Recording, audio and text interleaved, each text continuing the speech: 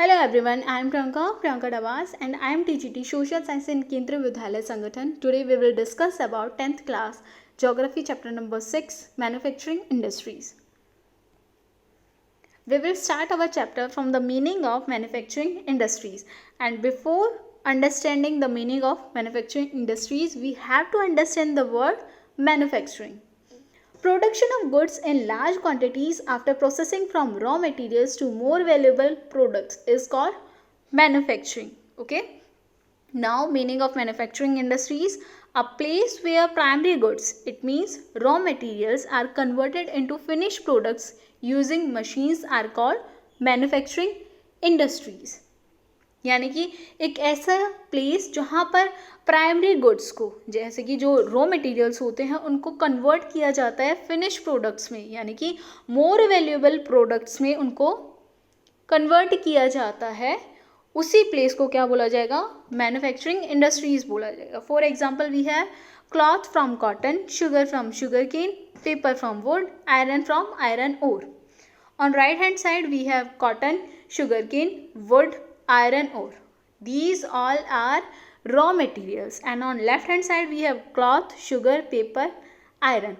These all are finished products, or you can say more valuable products than their raw materials. Okay.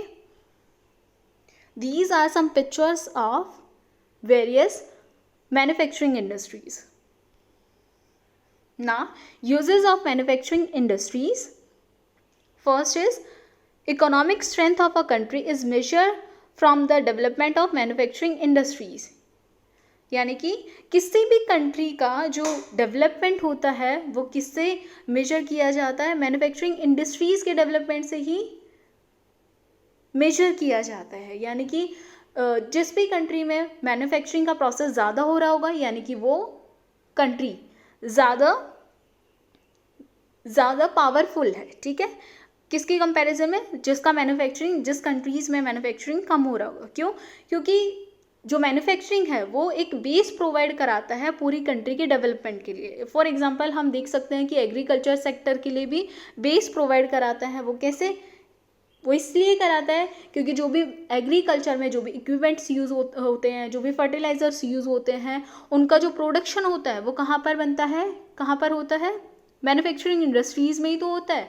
अगर वहाँ पर production कम होगा तो यानी कि हमारे एग्रीकल्चर को और वेरियस इंडस्ट्रीज़ को वो क्या करेंगे? इफ़ेक्ट करेंगे. और अगर जितना ज़्यादा हमारा वहाँ पर प्रोडक्शन होगा उतना ही ज़्यादा बाकी इंडस्ट्रीज़ भी ग्रो करेंगी, क्योंकि उनको एक ब्रॉड बेस मिल जाएगा डेवलपमेंट के लिए. ठीक है. Second is they reduce the dependence of people on agriculture. It means they provide jobs. और आप ये भी कह सकते हैं it also eradicate poverty from our country. ठीक है. आपको पता होगा कि एग्रीकल्चर में जितना अनएम्प्लॉयमेंट क्रिएट हो रहा है उतना किसी और सेक्टर में नहीं है. यानी कि हमारी कंट्री में एक एग्रीकल्चर ऑक्यूपेशन से शिफ्ट किया हो रहा है, वो कि सेकेंडरी में. ठीक है. यानी कि सेकेंडरी सेक्टर में शिफ्ट हो रहा है. हमारा एग्रीकल्चर का जो भी डिपेंडेंसी है वो एग्रीकल्चर से सेकेंडरी सेक्टर में जा रही है. ठीक है. जो कि इंडिकेट करता है हमारी डेवलपिंग प्रोसेस को. Okay. Now third is export of manufactured goods bring foreign exchange. It means export of manufactured goods expand trade and commerce. यानी कि जितना हमारी कंट्री में मैन्युफैक्चरिंग होगा उतना ही हम एक्सपोर्ट करने के लिए रेडी रहेंगे. ठीक है. और जितने एक्सपोर्ट होगा उतना ही हमारा ट्रेड और हमारे कॉमर्स है, जो हमारी इकोनॉमी है, वो एक्सपेंड होगी. ओके. जिससे कि फॉरेन एक्सचेंज होगा. This is picture of industrial revolution. यानी कि जो स्टार्टिंग हुआ था इंडस्ट्रीज का, ये तब से है. Factors that contribute to the location of industries. इस क्वेश्चन का आप आंसर इजीली कर सकते हैं. बस ये सपोज कीजिए कि आपको एक जगह पर फैक्ट्री या इंडस्ट्री कोई ओपन करनी है. आपको उस चीज़ के लिए कौन कौन सी चीज़ें सूटेबल रहेंगी, कौन कौन सी चीज़ें आपको नेसेसरी होंगी. ठीक है. आप उसी को इमेजिन करके इस क्वेश्चन का आंसर सिंपली दे सकते हैं. First is raw material. यानी कि किसी भी इंडस्ट्री का बेस क्या होगा? रॉ मटेरियल होगा. ठीक है. बट रॉ मटेरियल अगर बहुत ज़्यादा हैवी है तो ट्रांसपोर्ट में उसका बहुत ज़्यादा कॉस्टली पड़ जाएगा, यानी कि उसके लिए आपको क्या करना पड़ेगा, ऐसी जगह पर इंडस्ट्रीज़ को सेटअप करना पड़ेगा जहाँ से आपका रॉ मटेरियल है, यानी कि जो बल्कि एंड हैवी जो रॉ मटेरियल है वो इजीली आपको कम ट्रांसपोर्ट कॉस्ट में मिल सके, ठीक है, यानी कि closeness to the raw materials. Okay, now second, power resources. Industries के लिए बच्चे सबसे ज़्यादा जो इम्पॉर्टेंट है वो पावर रिसोर्सेज है. किसी अगर ऐसे प्लेस पे आप इंडस्ट्री को सेटअप करोगे जहाँ पर पावर ही नहीं है, यानी कि पावर रिसोर्सेज नहीं है, तो इंडस्ट्री में काम ही नहीं हो सकता है ना. तो closest to the power resources is also a major factor.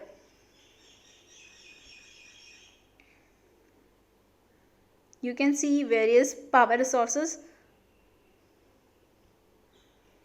Now water, availability of water, ये भी मच नीडेड है. जैसे कि जूट के लिए, जूट में सबसे ज़्यादा अगर पावर रिसोर्सेज नहीं होगा, ठीक है, यानी कि अवेलेबिलिटी नहीं होगी पावर की, सॉरी वाटर रिसोर्सेज की, तो उस इंडस्ट्री में ग्रो करना बहुत ज़्यादा टफ हो जाएगा, ठीक है. जितना इनपुट लगेगा उतना आउटपुट नहीं आ पाएगा, ठीक है. ये आप देख सकते हैं जूट के लिए कैसे पावर रिसोर्सेज का ज़रूरत होता है, लार्ज अमाउंट में पानी चाहिए होता है, यानी कि वाटर चाहिए होता है. Now climate, favourable climate conditions होनी चाहिए for processing of raw material, ठीक है. जो भी आप इंडस्ट्री आप सेटअप करना चाहते हैं उसके अकॉर्डिंग वहाँ का क्लाइमेट होना चाहिए, ठीक है, यानी कि फेवरेबल होना चाहिए. Favourable climatic condition for processing of raw materials, for example cotton textile industry requires more humidity, therefore located Maharashtra, ठीक है. कॉटन टेक्सटाइल इंडस्ट्री के लिए ज़्यादा ह्यूमिडिटी चाहिए होती है, जिसकी वजह से वो महाराष्ट्र जैसे कोस्टल एरिया में शिफ्ट हो रही है, ठीक है. नेक्स्ट, लेबर, ठीक है. चीप एंड स्किल्ड लेबर्स, ठीक है, बहुत ज़्यादा वेरी करता है किसी भी इंडस्ट्री की लोकेशन को. जहाँ पर देखो, कोई भी अगर इंडस्ट्री ओपन करना चाह रहा है तो वो किस लिए ओपन कर रहा है, प्रॉफिट के लिए कर रहा है ना. प्रॉफिट के लिए अगर करेगा तो वो रॉ मटेरियल को कॉस्ट को कम नहीं कर सकता है ना, या किसी और चीज़ की कॉस्ट को कम नहीं कर सकता, पावर रिसोर्सेज की को कम नहीं कर सकता है कॉस्ट को. तो वो रिसोर्स जो भी वो कॉस्ट कम करेगा तो कहाँ पर करेगा, वो लेबर्स में करेगा, यानी कि चीप जहाँ पर लेबर उसको इजीली मिल सकेंगे वहीं पर इंडस्ट्रीज़ को सेटअप किया जाएगा, ठीक है. और जहाँ पर जो स्किल्ड लेबर होंगे, यानी कि किसी भी काम को करने के लिए किसी स्किल की जिनको ज़रूरत होगी, यानी कि स्किल्ड लेबर की ज़रूरत होगी, जो वो भी फुलफिल हो सके, उसी एरिया में उसको सेटअप करेगा, ठीक है. For example diamond cutting industry in Surat. These are some pictures of semi-skilled labor and skilled labors. Next, transport. Any industry need a well-developed transport network for the movement of raw materials and finished products. Transport he level अगर अच्छा नहीं होगा, यानी कि raw material से आपको industry तक आने में, यानी कि रॉ मटेरियल को लेके आने में भी आपको ट्रांसपोर्ट का ज़रूरत है, ठीक है. और उसका प्रोसेसिंग होने के बाद आपको इंडस्ट्री से मार्केट प्लेस में जाने के लिए भी ट्रांसपोर्ट की ज़रूरत होती है, ठीक है. यानी कि जहाँ पर कनेक्टिविटी अच्छी होगी, वो रेलवे के थ्रू हो या वो सी पोर्ट्स के थ्रू हो या वो किसी भी थ्रू हो, ठीक है, जो भी उनके इंडस्ट्री के अकॉर्डिंग सुटेबल है, ठीक है. ट्रांसपोर्ट वहाँ पर एक अच्छा नेटवर्क होना चाहिए ट्रांसपोर्ट का.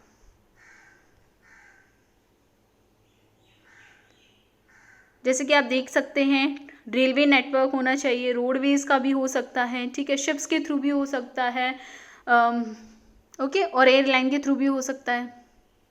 Next, capital. Capital means money, ठीक है. Every industry needs capital investment which is available through banks, यानी कि बैंकिंग फैसिलिटी भी उस एरिया में मिलनी चाहिए, यानी कि प्रोवाइड होनी चाहिए, तभी वहाँ पर ईजिली कोई भी सेटअप कर सकता है अपनी इंडस्ट्रीज़ को, okay. Market, demand and supply play an important role in the economy of a country. Demand from the market is met by the supply from the industry. Okay, market में उस product का demand भी होना चाहिए ना. Government policies, देखो जैसे कि आपको पता होगा स्टार्टिंग में आफ्टर इंडिपेंडेंस हमारा इंडिया यानी कि हमारी कंट्री इतना ज़्यादा लिबरल नहीं थी, ठीक है, बट 1991 से हमारे इकोनॉमी को लिबरलाइज करना स्टार्ट किया गया, यानी कि जो एजुकेशन जो गवर्नमेंट पॉलिसीज थी उनको थोड़ा कम रिस्ट्रिक्शंस के साथ इंडस्ट्रीज़ को सेटअप करने दिया गया, ठीक है. यानी कि किसी भी गवर्नमेंट की पॉलिसीज़ एक पर्टिकुलर इंडस्ट्रीज़ के लिए कैसी है ये भी वेरी करता है उस इंडस्ट्री की लोकेशन को और उस इंडस्ट्री की ग्रोथ को. Okay,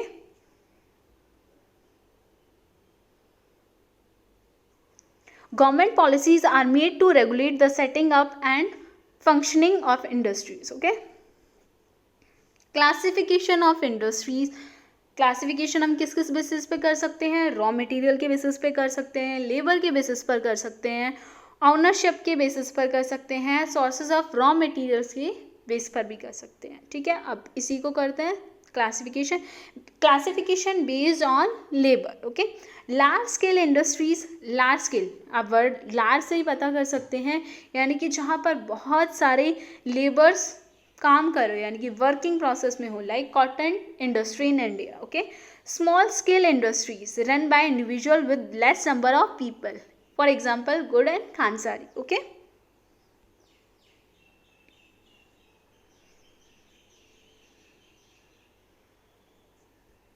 these are small scale industries and these are large scale industries. Okay, classification of industries based on raw material. First one is heavy industries use heavy and bulky raw materials and produce heavy materials, for example iron and steel. देखो raw material कैसा होगा, अगर वो बहुत ज़्यादा heavy है, जो raw material जो जैसे कि जो यूज़ किया जा रहा है, जो बेस है वो अगर हैवी है तो उस इंडस्ट्री को क्या बोला जाएगा, हैवी इंडस्ट्रीज बोला जाएगा, ठीक है. फॉर एग्जांपल जो हैवी में जो इंक्लूड किया जाता है आयरन एंड स्टील है, ठीक है. Next, light industry use light raw materials, produce light materials, for example electric fans, watches etcetera. Okay,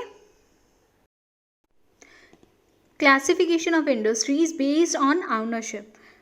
First is private industries operated by individual or a group of individuals. For example, Tisco is one of the private sector industries, and second is public sector industries which is owned and operated by government agencies. For example, we have BHEL and SAIL. Okay, in third point we have joint sector industries which are jointly run by the state and individuals or a group of individuals, like Oil India Limited is jointly owned by public and private sector. यानी कि जो private और public sector के through, दोनों के through joint effort से चलाई जाए जो इंडस्ट्री, उसी को आप जॉइंट सेक्टर इंडस्ट्रीज बोलेंगे. Okay, and the last one is cooperative. Cooperative sector industries operated by the producer or suppliers of raw materials and workers or both. Okay, for example we have sugar industries in Maharashtra and silk industries in West Bengal. Okay, now classification of industries based on source of raw material. First is agro based, यानी कि जो agriculture पर based रहेगा, जो जहाँ का जिसका raw material agriculture से ही क्रिएट होगा उसी को आप एग्रो बेस्ड बोलेंगे. Use of agriculture raw materials, for example cotton textile industry, sugar industry and silk industry. Okay, second point is mineral based. Use mineral as raw materials, for example iron and steel industry and copper smelting industries. Okay, now we will discuss about agro based industries individually. Okay, first is cotton textile industry. First cotton textile mill established in Mumbai in 1854. Okay, it is largest industry of India. It also employs 1.5 million person, almost 20% of industrial labor force of India. Okay, these are some steps of textile industry. It is found at Maharashtra, okay, in Gujarat and in West Bengal. Okay, we have some particular places like Mumbai and Maharashtra, Gujarat, Ahmedabad, Vadodara, Surat, Rajkot. Okay, West Bengal, Murshidabad, Hooghly, Silampur, etc. Okay, in Uttar Pradesh we have Kanpur, Muradabad, Agra, Modinagar. Okay, in Madhya Pradesh we have center of textile industry are Gwalior, Ujjain, Indore, Devas. Okay, in Tamil Nadu we have Coimbatore, Madurai and Chennai.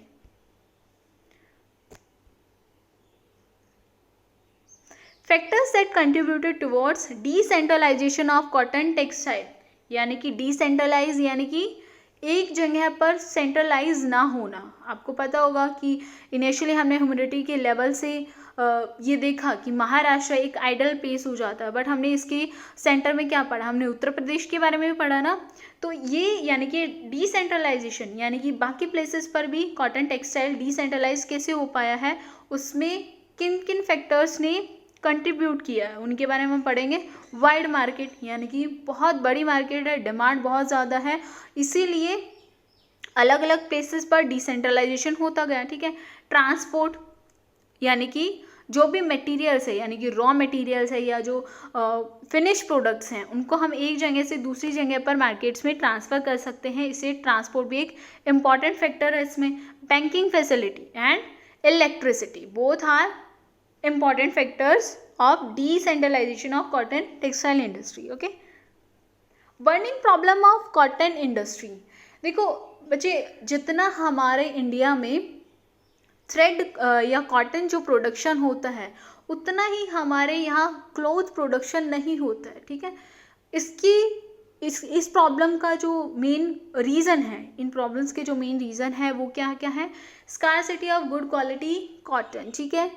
और इसी के साथ जो आपका second point है वो machinery के regarding, यानी कि जो अपडेटेड नहीं है, जो मशीनरी है आपकी वो अपडेटेड नहीं है. ठीक है.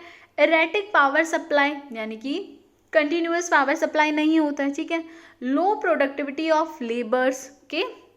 एंड फिफ्थ पॉइंट है stiff competition with synthetic fibre industry, यानी कि जो सिंथेटिक फाइबर होते हैं उससे ज़्यादा कंपटीशन मिल रहा है कॉटन इंडस्ट्रीज को, क्योंकि जो सिंथेटिक फाइबर होगा वो ज़्यादा चीप होगा as compare to cotton textile. Okay.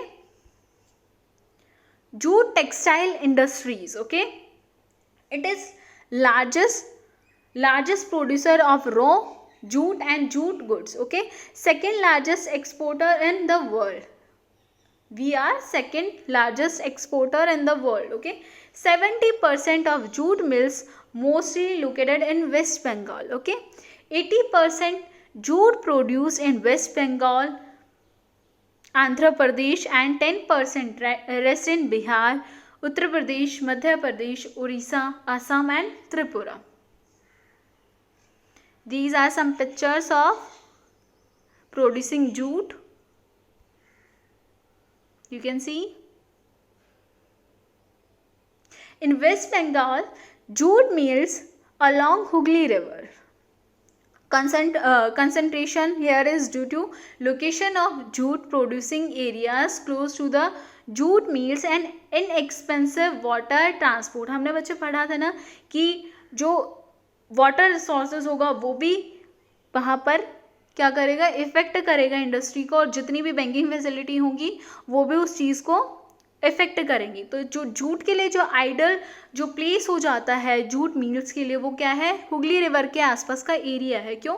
क्योंकि वहाँ पर जो प्रोडक्शन होता है जो जूट मिल का वो ज़्यादा एक्सपेंसिव नहीं होता, क्योंकि वहाँ पर इजीली वाटर ट्रांसपोर्ट अवेलेबल है. और साथ में जो हमने पढ़ा था बैंकिंग फैसिलिटीज़ होना चाहिए वो कोलकाता जैसी सिटीज़ में ईजिली वहाँ पर प्रोवाइड हो जाती हैं. Okay,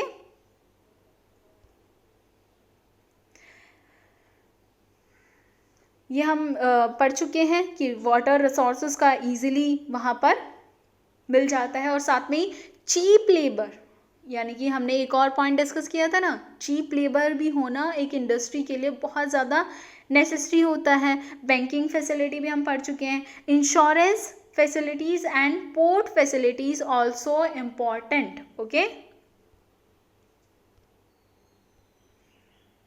main market of jute is USA, Canada, Russia, UAE and United Kingdom and Australia. Okay, challenges faced by the industry, it means challenges faced by the jute industry. Okay, demand for jute carpets and packing materials needs to be promoted. ठीक है, high productivity cost, जो production की जो cost आती है बच्चे, वो बहुत ज़्यादा हाई हो जाती है. और जो सिंथेटिक फाइबर्स होते हैं, हमने एक प्रॉब्लम चैलेंजेस में पढ़ा था ना कि जो प्रॉब्लम है वो क्या है कॉटन में भी, कि सिंथेटिक फाइबर से जो कंपटीशन है वो बहुत ज़्यादा हाई हो चुका है. वही प्रॉब्लम यहाँ पर भी हो जाती है कि जूट के लिए प्रोडक्शन के लिए कॉस्ट ज़्यादा हाई हो जाती है. ठीक है, stiff competition in the international market and synthetic substitute are posing problems. Okay, in textile industry we have other textile industry like woolen found at Punjab, Maharashtra, Uttar Pradesh, Gujarat, Haryana and Rajasthan. Okay,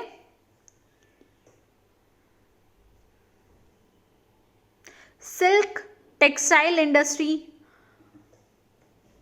Okay, ये आपको ज़्यादा याद करने का ज़रूरत नहीं है. जो 3 टाइप्स हैं, जो 4 टाइप्स हैं इसके, वो आपको लर्न करने का ज़रूरत नहीं है, बस नॉलेज के लिए आप इसको याद कर सकते हैं. ठीक है,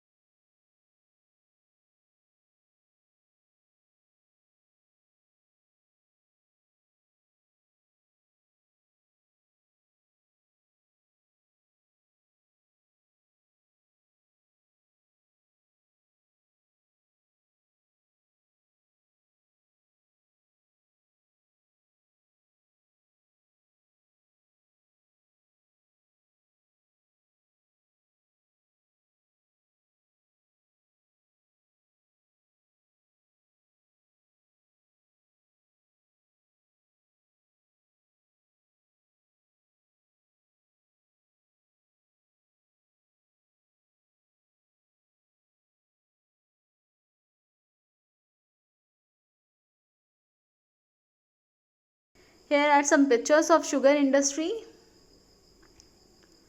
You can see final product sugar. Okay, now sugar content is also affect the location of the industry. Okay, sugar content in the sugarcane is higher in the southern states than the northern states, hence the industry has a tendency to migrate to the south. जो south India का sugar cane होता है बच्चे, उसमें sucrose level यानी कि sugar content ज़्यादा होता है as compare to north Indian sugar cane. Okay, इसी वजह से एक टेंडेंसी स्टार्ट हो गई है किस चीज़ की, migrate to south India. Okay,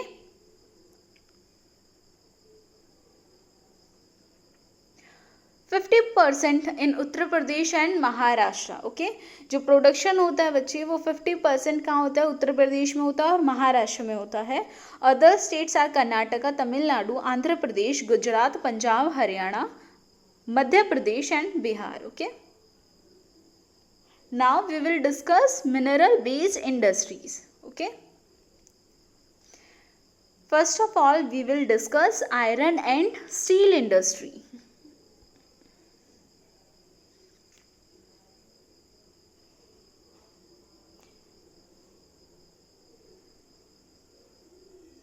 There are 10 primary iron steel plants. For example, Burnpur in West Bengal, Bhadravati in Karnataka. There are also 200 decentralized units, or you can say mini steel plants. Okay, it is a heavy industry which uses heavy and bulky raw materials, namely iron ore, coal, limestone and manganese. Okay, location: close proximity to raw materials. Finished products are also heavy and bulky, hence need good transport system of distribution. Location बच्चे कहाँ पर होगी, जहाँ पर raw material easily provide हो सकेगा. ठीक है, और इससे जो आउटकम होते हैं यानी कि जो प्रोडक्ट्स बनते हैं वो भी बहुत हैवी होते हैं और बल्की होते हैं, तो उसके लिए भी बहुत अच्छा ट्रांसपोर्ट सिस्टम होना ज़रूरी होता है. ठीक है, ताकि मार्केट में जो फाइनल प्रोडक्ट है उसका डिस्ट्रीब्यूशन ईजिली हो सके. ठीक है, यानी कि जहाँ पर ट्रांसपोर्ट जो फैसिलिटी होंगी वो अच्छी होंगी. ठीक है, और जहाँ पर रॉ मटेरियल इजीली प्रोवाइड होगा वही इनकी आइडल लोकेशन होगी. ठीक है, the steel authority of India limited maintain the public sector plants of India. Okay, India produced 27 million tons of crude steel. Okay, Visakhapatnam steel plant with a coastal location. Visakhapatnam steel plant को आप अच्छे से ही जानते होंगे बच्चे, coastal location पे लाई करता है. Okay, all other steel plants are located in the mineral rich northeastern and southern part of Indian peninsula. Now we will discuss aluminium smelting. It is second metallurgical industry of India. Aluminium is a universally accepted mineral for a large number of industries due to its flexibility and good conductor of heat and electricity. देखो बच्चे, aluminium एक industry, aluminium जो smelting industry है वो एक बहुत ज़्यादा growing industry है. क्यों? क्योंकि वो एक बहुत अच्छा हीट के लिए और इलेक्ट्रिसिटी के लिए गुड कंडक्टर होता है. तो जितना भी वायर के रिगार्डिंग काम होता है तो उसमें एल्यूमिनियम का ही यूज़ किया जाता है, क्योंकि वो फ्लेक्सिबल है और गुड कंडक्टर है हीट और इलेक्ट्रिसिटी के लिए. Okay, here are some pictures. Popular substitute to steel, copper, zinc and lead in a number of industries. Okay, ये easily substitute provide करा देता है steel, copper, zinc, lead के लिए. Okay, for production of 1 ton of aluminium, approximately 6 tons of bauxite and 18,600 kilowatt hours of electricity is needed. Location of the industry is depend on availability of bauxite and inexpensive electricity. Okay, there are 8 aluminium plants in the country located in Orissa, West Bengal, Kerala, Uttar Pradesh, Chhattisgarh, Maharashtra and Tamil Nadu. Total produce 620,000 tons per annum. Okay, now fertilizer industries. First plant set up in Ranipet in Tamil Nadu in 1906. Its increase in demand as result of Green Revolution led to its spread in several parts of India. देखो बच्चे, जैसे green revolution आया तो आपको पता होगा उसमें जो उसमें आउटपुट ज़्यादा मिले, इसलिए फर्टिलाइज़र्स का और फर्टिलाइज़र्स का बहुत यूज़ किया गया था और मोटिवेट किया गया था फार्मर्स को कि वो फर्टिलाइज़र का ज़्यादा यूज़ करें. तो इसी वजह से जो इंडिया के बहुत सारे स्टेट्स में ये इंडस्ट्री काफ़ी ज़्यादा ग्रो करने लगी in the time period of green revolution. Okay, here are some pictures of fertilizer industry. Now, cement industry. It is a very essential for building houses, factories, road and dams. It is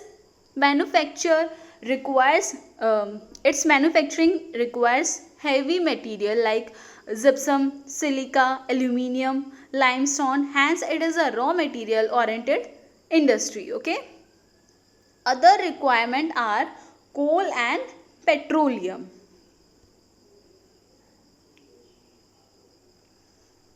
You can see processing of cement.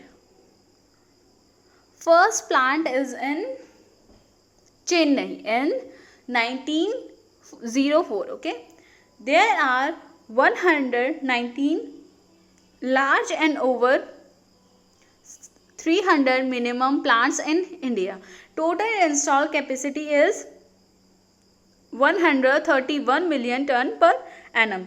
India produces a variety of cement, good quality, and hence a ready-made industry or market in a South India and a East Asia. Okay. Now we will talk about road vehicles or automobile industries. India is second largest producer of three-wheelers. India currently produces 15 million bicycle and 3.8 million scooters and motorcycle in a year. Okay, widely spread around Delhi, Gurgaon, Mumbai, Chennai, Pune, Kolkata, Lucknow, Indore, Hyderabad, Jamshedpur and Bangalore. Okay, examples are truck, car or motorcycle and scooters. Okay,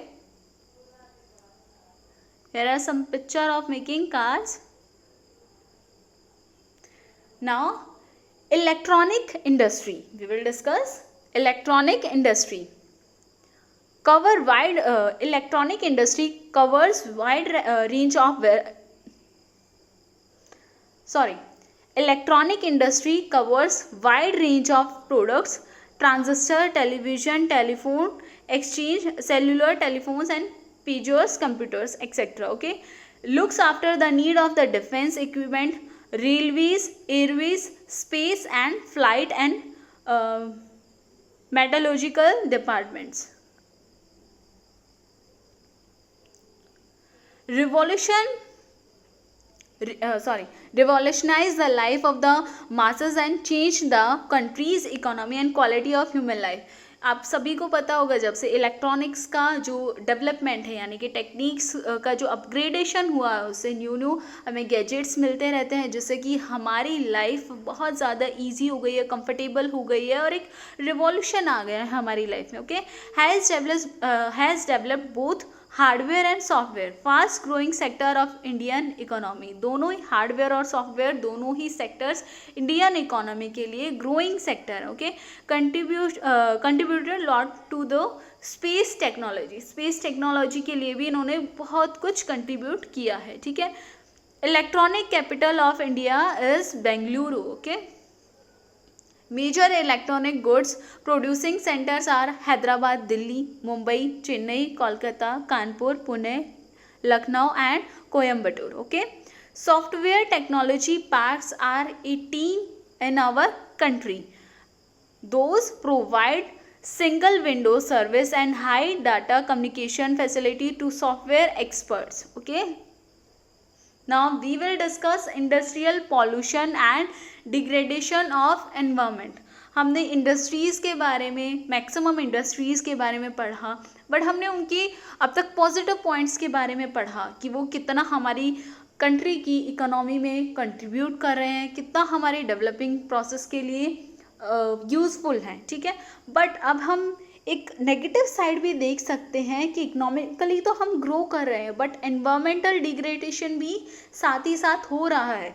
तो sustainable development को लेके चलने की यानी कि sustainable development के लिए हमें इस एस्पेक्ट को भी कवर करना है, यानी कि इस पे भी ध्यान देने की बहुत ज़्यादा ज़रूरत है. Okay, industries create 4 type of pollution. First is air pollution, second is water pollution, third is land pollution, and fourth is noise pollution. Air pollution caused by the presence of a higher proportion of undesirable gases. Remember the word undesirable gases. Okay, carbon monoxide, sulfur dioxide. Okay, like carbon monoxide and sulfur dioxide. Airborne metals consist of both solid and liquid particles. Dust, fumes, mist, spray and smoke contain both type of particles. Human-made sources of pollutants are normally industrial and solid waste. Okay, you can notice air pollution by the industries. देखो, इससे भी आप notice कर सकते हैं बच्चे कि industry से जितना भी गैसेस निकलती हैं, जो एसिडिक गैसेस निकलती हैं, जैसे कि सल्फर डाइऑक्साइड है, नाइट्रोजन ऑक्साइड है, जो एटमॉस्फेयर में रिलीज होती जाती हैं, और वो गैसेस के थ्रू जो वो गैसेस होती हैं वो विंड में ही मिक्स होती रहती हैं और विंड के थ्रू कैरिड होती रहती हैं. ओके, उसी के बाद जब रेनफॉल होता है तो वही गैसेस डिज़ोल्व हो जाती है रेन वाटर में. ठीक है, और इसी की वजह से एसिड रेन होती है जो कि हमें इफ़ेक्ट करती है, लैंड को भी इफ़ेक्ट करती है, एक्वेटिक एनिमल्स को भी इफ़ेक्ट करती है और रिवर्स को भी पॉल्यूट करती है. Okay, now water pollution. Industrial effluents are discharged into the rivers. Organic and inorganic materials pollute water. Okay, organic और इनऑर्गेनिक दोनों ही मेटल पोल्यूट करते हैं वाटर को. Okay, some common pollutants of water are coal, dyes, soap, pesticides, fertilizers, plastic and rubber. Okay, principal industry that create water pollution are paper, textile, chemical and petroleum industries. Now, industrial waste. Industrial wastes contain toxic metal, pollute land and water. जो industrial waste होता है बच्ची, वो किसको pollute करता है? वो land को भी pollute करता है और water को भी pollute करता है. Now, noise pollution. देखो, नॉइज़ पोल्यूशन कोई भी अनबियरेबल, अनडिज़ायरेबल वॉइस जो होगी, जो बहुत ज़्यादा अनबियरेबल होगी, वही आप क्या होगी? नॉइज़ पोल्यूशन होगी. और इंडस्ट्री से आपको पता है तो साउंड जनरेशन तो बहुत ज़्यादा होता है, जिससे कि नॉइज़ पोल्यूशन भी होता है. ठीक है, arise primarily from industry and means of transport. Means of transport से और इंडस्ट्री से, दोनों से ही नॉइज़ पोल्यूशन बहुत ज़्यादा होता है. ठीक है, और इसी के अलावा मैकेनिकल ड्रिल्स होती हैं, उसकी वजह से भी होता है, जो कई बार एक कॉज हो जाता है hearing impairment. Okay, hearing impairment के लिए भी एक कॉज बन जाता है नॉइज़ पोल्यूशन. ओके, और ये साइकोलॉजिकली इफ़ेक्ट करता है हमें, क्योंकि हम इरिटेट हो जाते हैं बहुत ज़्यादा जल्दी. ठीक है, और इसी की वजह से जो हियरिंग इम्पेयरमेंट है, लॉन्ग टर्म में हियरिंग इम्पेयरमेंट हमें देखने को मिल जाती है. ओके,